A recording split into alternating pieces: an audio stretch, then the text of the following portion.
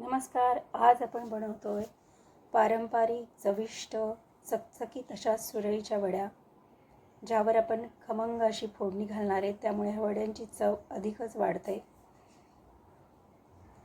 आणि ह्या वड्या तुटू नयेत यासाठी मी एक टिपही देणार आहे. त्यासाठी व्हिडिओ संपूर्ण पहा. छान अशा खमंग सुरळीच्या वड्या.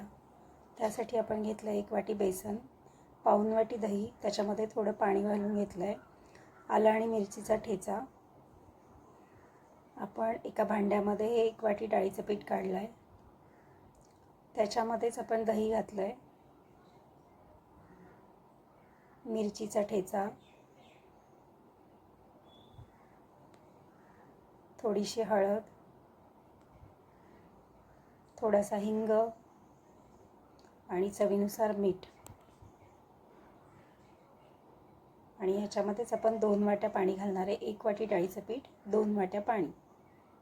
हे अगदी परफेक्ट त्याचं प्रमाण आहे. आणि वडी तुटू नये म्हणून घातलं आपण 1 चमचा मैदा. ही तर आजची टीप आहे.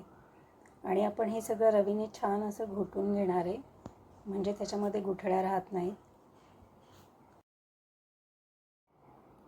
अशा प्रकारे आपलं हे मिश्रण तयार होतं.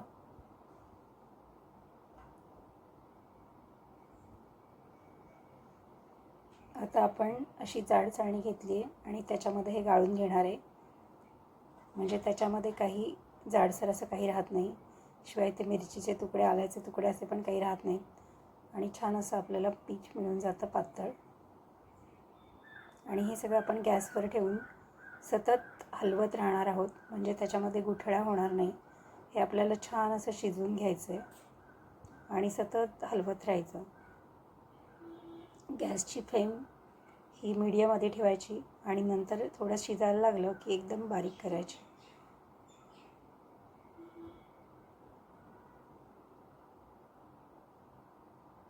शिजायला लागले. आता मी ह्या चमच्याने त्याला चांगलं छान घोटून घेते. असं आपल्याला हे पीठ एकदम चकचकीत होईपर्यंत शिजवायचं आहे. त्याचा असा चकचकीतपणा दिसला पाहिजे, तोपर्यंत असं छान हलवत राहायचं. अजिबात गुठळी होऊ द्यायची नाही त्याच्यामध्ये. साधारण 7 ते 8 मिनिटामध्ये हे पीठ शिजतं.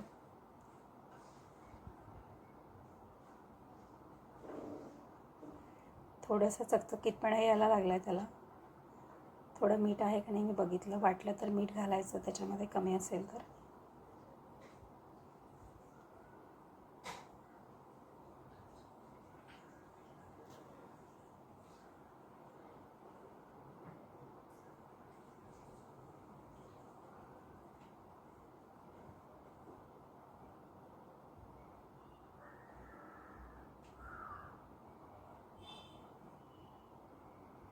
आता छान चकचकीतपणा आलेलं आहे पिठाला. आपण असं ताटाला एका तेल लावून घेतलं आहे मागच्या साईडला आणि त्याच्यावर थोडंसं पीठ टाकून बघणार आहे की आपली वडी तयार होते की नाही.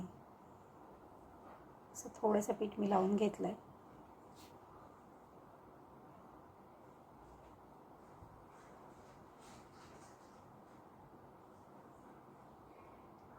अशा पद्धतीने रोल होतो आहे वडीचा, म्हणजे आपलं पीठ तयार झालेलं आहे. छान अशी वडी तयार झाली आहे. आता हे सगळं आपण असं अजून 2 प्लेटला छान तेल लावून घेतलं आहे आणि त्याच्यावर हे गरम पीठ पसरवून घेणार आहे. मी ह्यासाठी ओलं खोबरं, मिरची आणि आल्याची चटणी केलेली आहे, ती याच्यावर पसरवून घेणार आहे. थोडी कोथिंबीर पण घातली आहे त्याच्यामध्ये, थोडी साखर. पण तुम्ही जर लगेच खाणार असेल तरच ही चटणी लावा, नाही तर नाही लावली तरी चालेल. अशा पद्धतीने पटपट पटपट पीठ पसरवून घ्यायचं त्याच्यावरती एकसारखं. खूप जाड पण नाही आणि खूप पातळ पण नाही. छान अशा वड्या झाल्या पाहिजेत आपल्या तयार.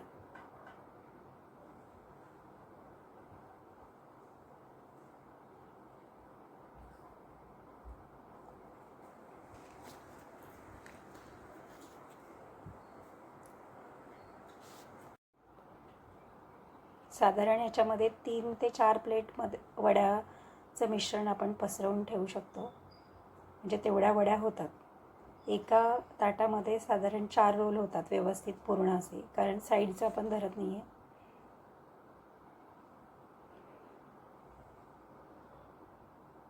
आता याच्यावरती जी मी चटणी केली आहे, ओलं खोबरं, कोथिंबीर, मिरची, थोडी साखर असं घालून, पण ही चटणी पसरवली तर तुम्ही वडी लगेच खाऊन टाका, नाहीतर नाही घातली तरी चालेल.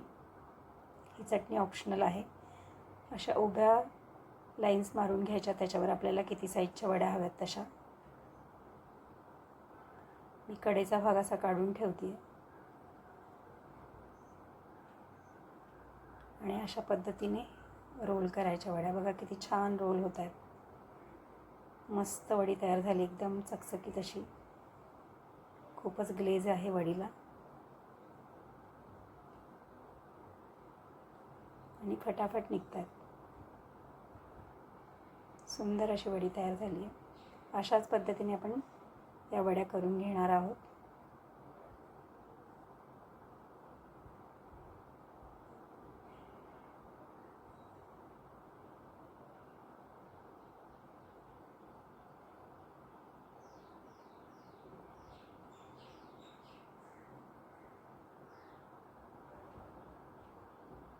आतलं सारण पण दिसतंय, त्याच्यात कलर तर किती सुंदर आला आहे आणि चवीला तर खूपच छान लागतात.